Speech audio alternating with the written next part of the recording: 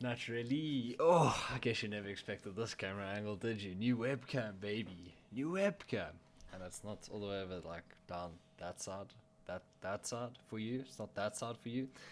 It's actually straight on now. It's in front of the main monitor, all that good stuff. But it's another episode of Take Notes. You know, we're back. We're back. Every Tuesday and Thursday, as it happens. But this is going to be one. The reason why I've chosen to highlight this play in particular this week is due to the upcoming Evesports tournament that is going to be brought to you next week. So next week, Tuesday, I can't remember the date. Let me get the date quick. Next week, Tuesday, the 16th, will be the first broadcast for. Myself and Hayes will be the ones casting. I'll leave links to the Battlefire page, Evesports Twitter, all that stuff down below so you can keep up to date with that tourney. And the reason why I chose to highlight this player again is he's not from a top team in the country. He used to be from a top team in the country. But he's dropped to another team. And he's still going to be one of those players that are going to be performing at high levels, you know. So the player we're going to be looking at in particular is going to be the young Lichlord, you know. He's played for Energy, performed well, got dropped down to the Ikasi roster. And now he's putting up numbers for Ikasi. He's definitely one of those players for Ikasi who you're going to be looking to put big numbers up on the board. That's his main focus. That's his main thing that he's going to get done. And I mean, he does it to good effect for the most part. So we're going to have an eye in on what sort of impact he has in the server. Let me just move this over to the side quick. But we're going to have a look at the impact he has in the server. And the reason why I'm playing this one from pistol, which is something I don't often do, is he gets a couple frags in the pistol round, and this take notes is specifically going to be how Lichlord is able to quite effectively lock down the upper bomb site on nuke, and it's something you need. Ikasi, they're going to come into Evesports, definitely not favorites, possibly underdogs. They can possibly take down some scalps of tough opposition, but I mean, 2 frags. The man with the shakiest aim in all of South Africa gets a good couple frags. So I think Lichlord's one of those players, good understanding of the game. He's more that lurk on the T side, or at least that's how he played with Energy. And he's one of those players where you can always trust him to win his 1v1. You know, he's mechanically sound enough to put up good numbers in the server, and he does that to good effect, especially in this Ikasi roster. You see him become the star player that he wasn't necessarily in that Energy team. But I mean, he's on a Ikasi, possibly a bit more comfortable, possibly a bit less pressure on his shoulders, but it's an interesting thing to look at. So the T's are going to be rushing the upper site, and it is actually a force from them, and absolutely shut down from this position. On top of Hut and Mustang, or Cold Zero, or Rafters, whatever you call it. A pretty powerful setup, however. If they do have good entries and have 4 men coming out Hut, you're going to have a real tough time. Usually there's 2 players with that top-down view. Can be quite powerful, but also you see a lot of teams smoking out the Rafters position, sometimes even mollying it, so it's not a position you can play every round. It's not a setup you can play every round, but does that to good effect. Do Ikasi, and the reason why I've chosen this demo in particular is, again, it was from this past week of ESCA. 2 teams which are relatively similar in skill level. I want to say relatively similar, but I think Ikasi will probably win. If these 2 teams were to play each other in a best of 3 10 times, I think Ikasi will probably win 9 out of 10 times. No disrespect to the OG boys. I just think overall Ikasi have a better squad. With good fraggers like DMS and Badger, and then Lichlord. I think Lichlord's a top player.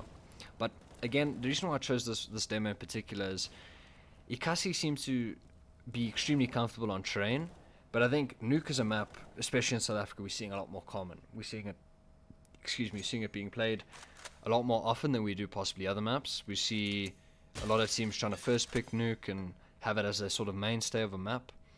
And I think having a good nuke, you can't really go wrong with having a good nuke. So this is actually a nade for Mustang, which I mean, not Mustang, what I was saying, top silo outside, which does some pretty good damage for the player defaulting towards that position. Quite often T's go up towards silo, spot for the red cross, stuff like that. I flash towards outside to get his teammate to peek for some info, but unfortunately Vulcan is going to get the win.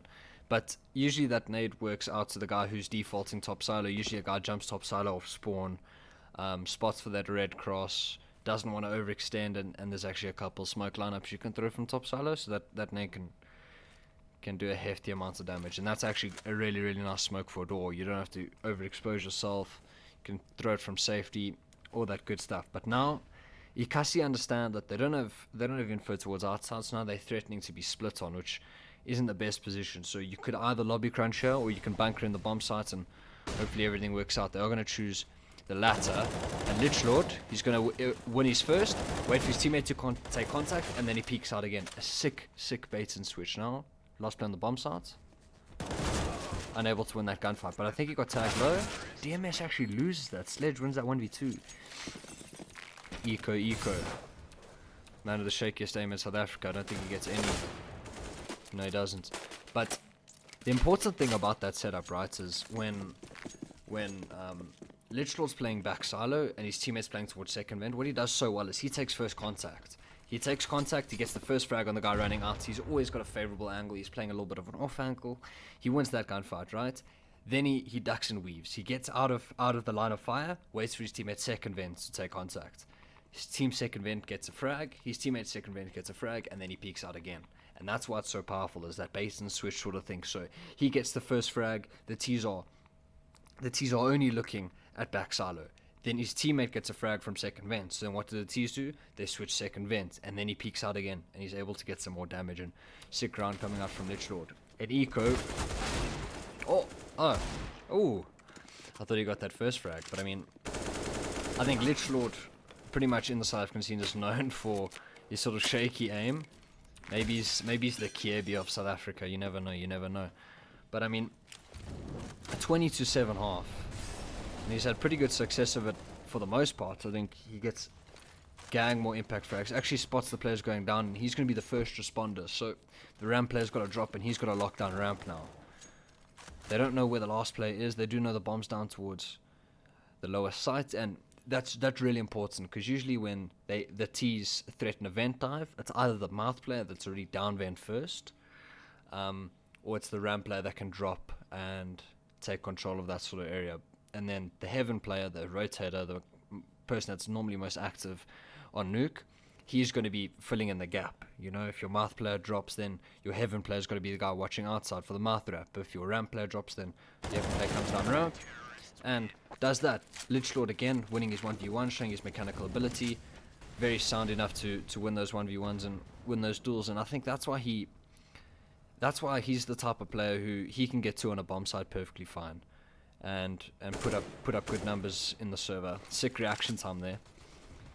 But it is actually going to be ramp that they took contact, I think it was. Okay, but again, the T's are threatening this ramp position. There comes the flash playing anti. Teammate takes contact, he gets 2. Sick. Drops the bomb even. Sick hold there.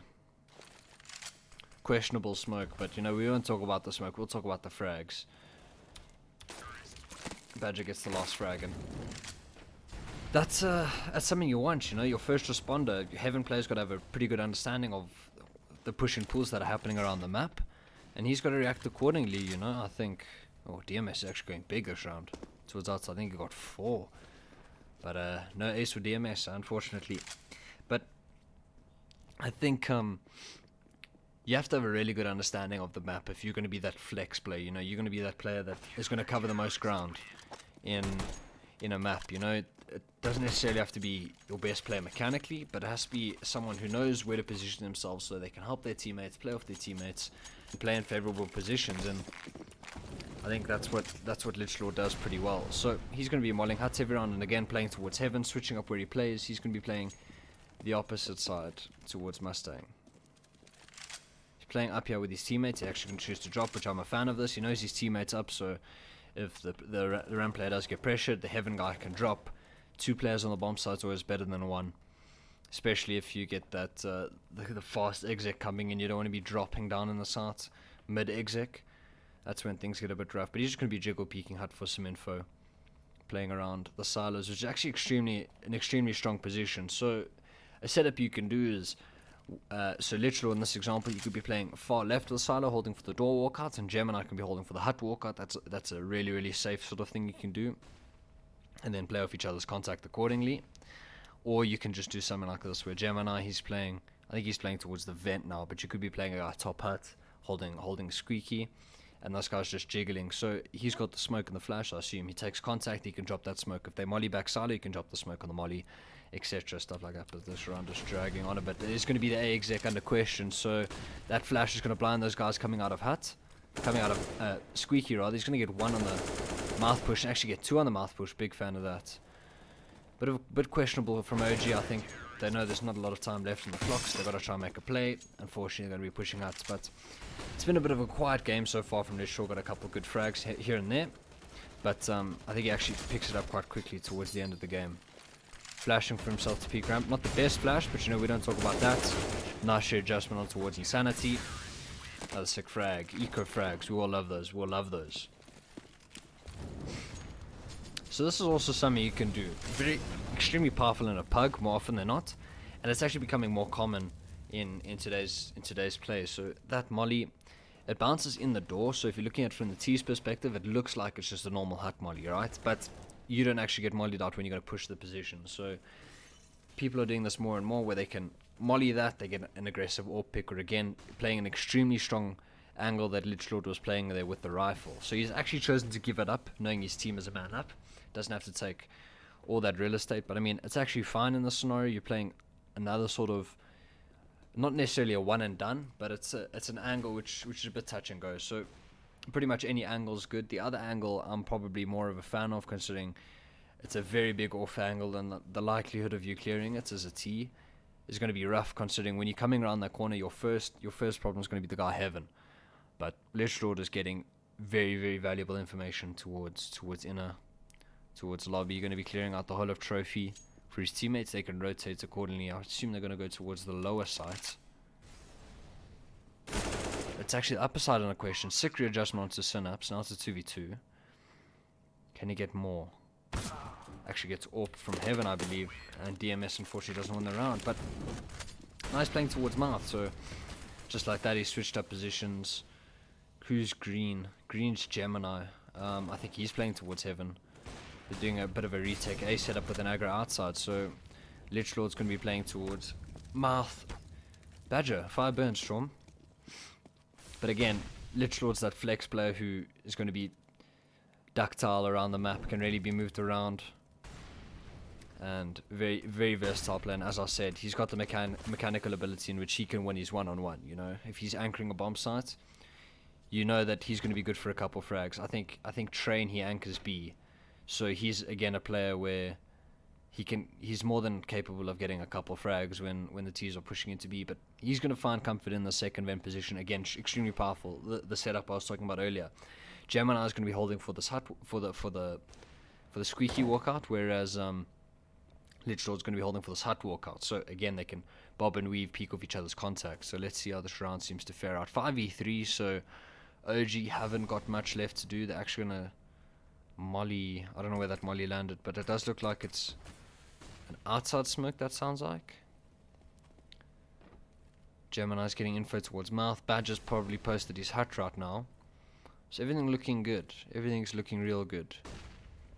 If this A site does come into question, he's going to be good for a couple frags. Squeaky door just opened, I think. No, he knows. Peek out and get that instant ink onto Synapse when that gunfire. 10 seconds left. Chases down Vulcan and a sick frag as well. So again, just not giving his life up for free, playing those angles, understanding there's a little bit of time left in the clock, and doing a good job. And just like that, one round he's Heaven, one round he's on site, one round he's Mouth, and the next thing he's top hut. So changing things up very cussy. Looks like it's going to be a fast A out of hut. He's in a sick position, really powerful. 1, 2 on the spray, big fan of that, and 3 on the hold. Sick. So what he does there, which is extremely important, when you're blind, you can crouch towards the back of huts, and if the T's don't clear you, the T's don't clear you. And in that case, he was pretty lucky. The T's didn't clear him, able to get a couple frags. Actually, 4 of them in that. 4 of them? 3 of them. 3 of them, I think. Sick round overall. Again, the man with the shaky aim. coming up, putting up numbers for the boys. 10-4 half, extremely powerful. This game finished 16-13 to extremely blind. They faked like an upper hit, but they got a frag for it. Spent a couple of mollies worth of utility, and now things are looking a bit rough for Ikasi. They need some info towards some side of the map. They don't have any info whatsoever. They do know one's outside. They just heard another one drop towards the bottom of silos. They do have a little bit of info. So it does look like I'm going to try drop B. Mini smoke thrown out. He's going to watch for this mouth drop if it does come. He is still hearing this players towards outside, so that is the interesting part. But he's holding his crosshair placement is for the player walking into this mouth position.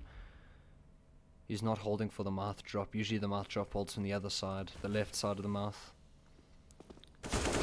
Nice readjustment onto Insanity though, so he gets a frag, flashes so he can get out.